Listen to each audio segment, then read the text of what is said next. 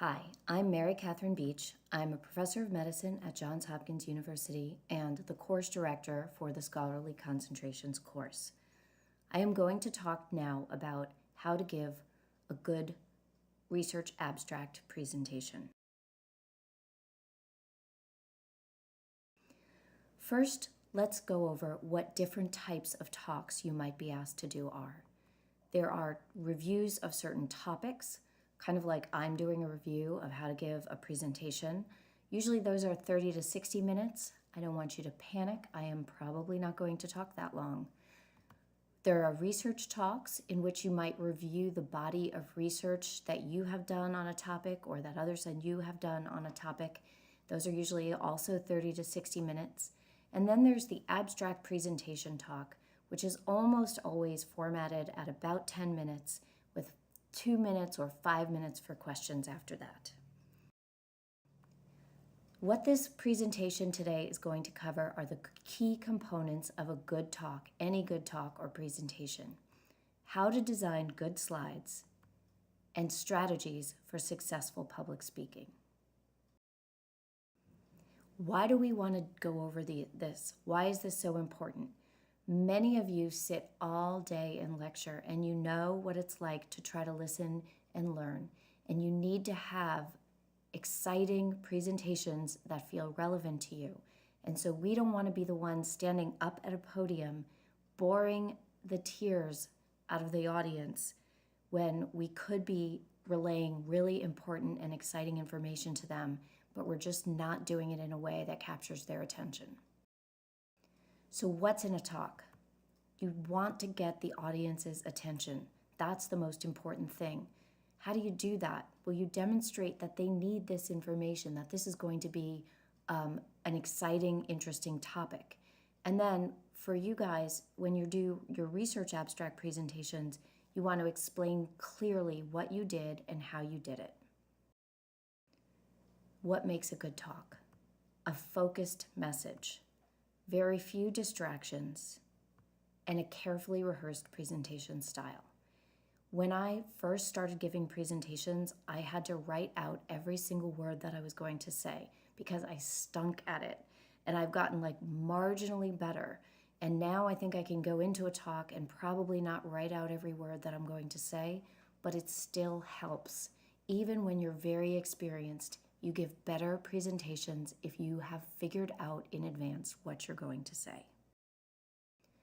So, what goes into an abstract presentation? When you guys prepare and present your research in an oral research abstract format, you have 10 minutes and there's a scripted number of slides that you want to spend on each topic.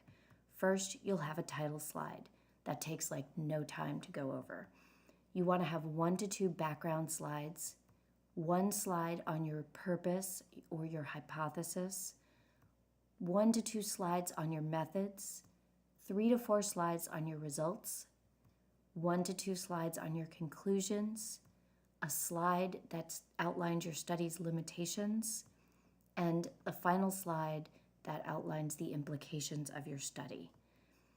And then at the end, when you ask the audience if they have any questions and you thank them for their attention, you'll put up an acknowledgement slide in which you acknowledge all of your co-authors. So when you set the stage for your research presentation, you want to give your background. So you'll summarize why you were interested in it, what your approach was, and you want to give a juicy fact to them that they'll remember, something interesting that will capture their attention. Relate your presentation, if you can, to the audience or to a patient that you've seen. And then you want to outline what your argument is for your purpose or your aim or your research question or hypothesis. That tells the audience what to expect in the rest of the talk. And so as part of a good research project, you know that you want to have your research purpose match the work that you did. So if you're trying to describe the epidemiology of a particular problem in a particular region, your methods will follow that purpose. So just making sure that you're clear what your purpose slide is and then what you went ahead and did and what you're going to show the audience, because they're going to be expecting something in particular based on what your aim was. content of the talk, you want to support every major point that you make with facts, figures, or statistics, or show examples of what you mean. And even though you need to support every fact, one of the things I'm going to go over in a minute when I talk about how to design slides is you don't want your slides to be too busy. So it's important to pick which facts and figures you're going to use and not throw every bivariate analysis that you did onto a slide in a massive table, but support the points that you want to make with data. If you can, if you have new material, relate it to something that you think the audience is familiar with. And then use as natural language as you can. If you can stay away from acronyms, that is much better, because if you use the acronym ED, for example, that could stand for erectile dysfunction. I have seen it used to refer to emergency department. That's another common use. I've even seen papers talking about ED that are talking about early detection. Now that is just a distracting and misleading acronym. And in fact, even if the acronym is familiar to people, unless it's something so familiar like HIV, you really want to stay away from acronyms as much as you possibly can, because you don't know that everyone that's listening to you is as familiar with your material as you are. In fact, they're probably not. And then I guess the last point for the natural language is use repetition. If you want to make a point, you might need to say it more than once or say it in different ways. When you go over your main findings, you want to try to limit your talk to 3 main points. You want to give the right amount of material to the audience in a logical order and make connections between the first, second, and third points. So make the connections between the stages of analyses that you did, and refer back to earlier material when you're presenting later material. And always think, what is the most important thing for my audience to remember, and make sure that that point comes across. Finally, I love the expression that has been written in terms of starting successfully: be clear, be quick, and be gone. So here's how we go about preparing slides. Keep it simple. As I said, less is more. You want to have one main point on a slide. Don't make them too busy. And as much as I say this to you, and as straightforward as this point that I'm making right now is, I know that you're not going to pay attention to me, because we've seen probably now 650 students go through our course, and it is still incredibly hard to cut material out of your own slides. All the students, as much as we say keep it simple, the first draft of the presentations always has too much material, and we always have to cut it out.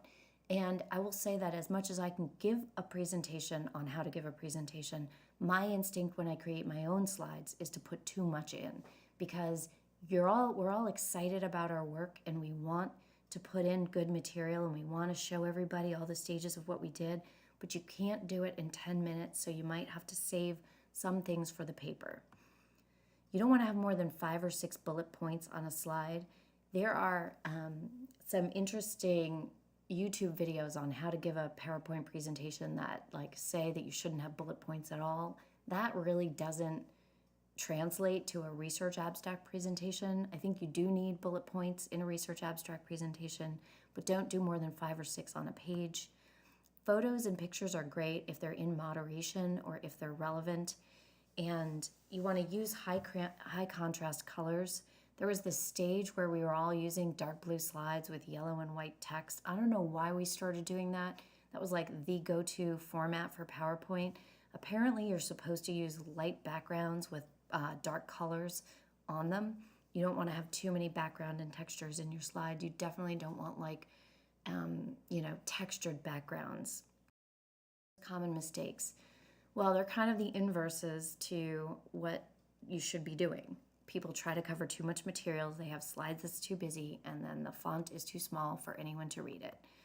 Visually disturbing slides, there's just no good excuse for having visually disturbing slides, because it's easy to avoid those types of mistakes. You don't want bad color combinations. You don't want any animation. All animation is bad in a research abstract presentation. And you don't want irrelevant or too many clip arts or photos. You also don't want to do a sloppy presentation, have grammatical errors on your slides, or take figures out of papers unless you can reproduce them with a very high quality. So you don't want to take figures or tables out of a paper, paste them onto a slide, have them be blurry, or have the font be too small for the audience. Here's an example of a really bad color scheme on a slide. This is a graph that gives the range of adherence, the adherence rate for the number of patients in a study. You can't really read the axes, so you don't want that. Here's a slide that demonstrates what animation looks like for people. You definitely do not want animation. It is distracting.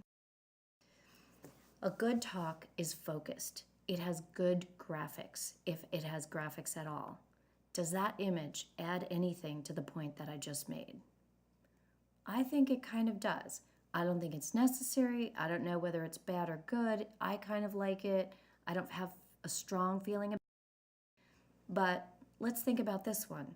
If I were to tell you a good talk is focused, does that image add anything to my point? It definitely doesn't, although it amused the hell out of me when I created this slide, because I have truly seen people give slide presentations with the most irrelevant photos on them that you spend the entire time the person's talking, looking at the photo and trying to figure out how that relates to the point. And while you don't want the photos to be more interesting than the talk itself. And here's an example, although now that I look at it, I don't think it's as bad as it might be, but it's still pretty bad, of how not to use graphics from a manuscript on a slide. So I think this is an amazing chart, a figure that shows how people feel respected or not and what the different elements of respect are.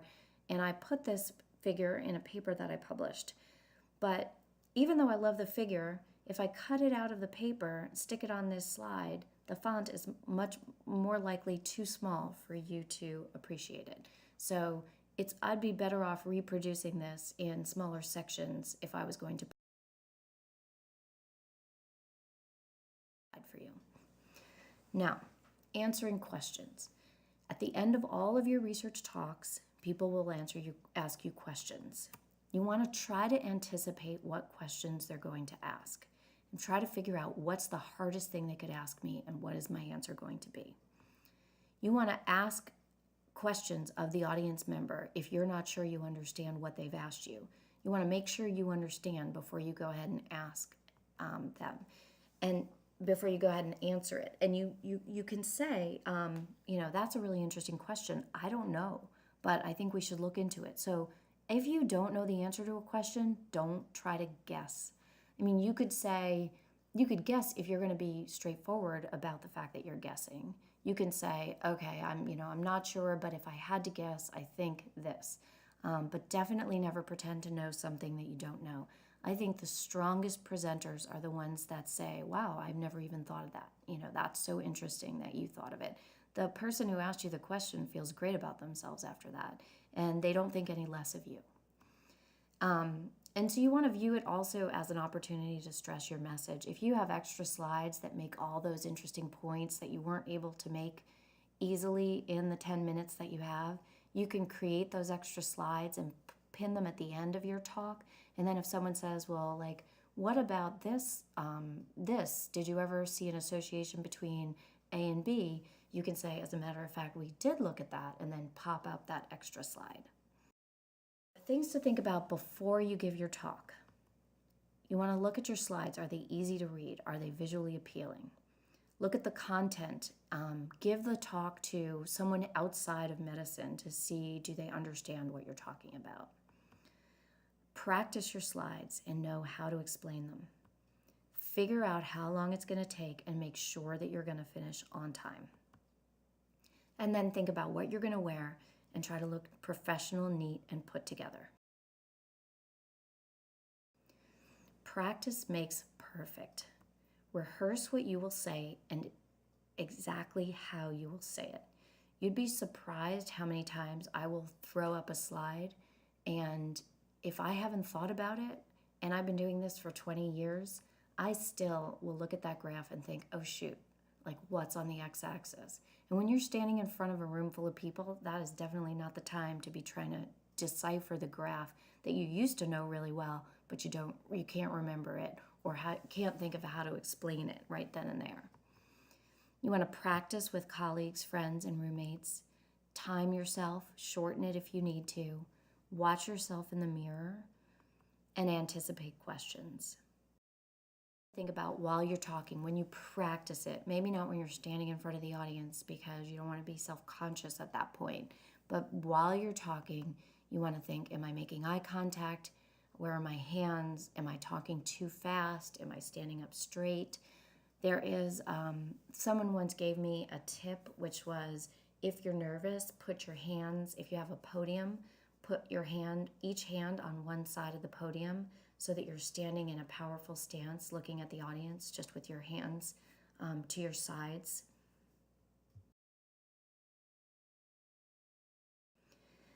And then if you've prepared and you're still nervous, drink warm water or tea to soothe your vocal cords. Write out your whole talk so that you have it memorized. Memorize the introduction. If you're going to write out and memorize anything, make sure you know how you're going to get started, because as soon as you get started, you'll begin to relax once you start off well. But if the beginning of it goes and it's a little rocky, then it's going to be harder to relax during the talk. Someone once suggested that you should practice sections in random order so that you don't have it only memorized in order, but if you threw up like your 10th slide, would you immediately know what to say? Make some notes to yourself, breathe, slow down, smile. Know that it's not the end of the world, and if your presentation doesn't go well, and you're probably going to do just fine. So that's it. And I am happy to be here this morning, giving you this information. I hope it's helpful to you, and I look forward to seeing you all soon.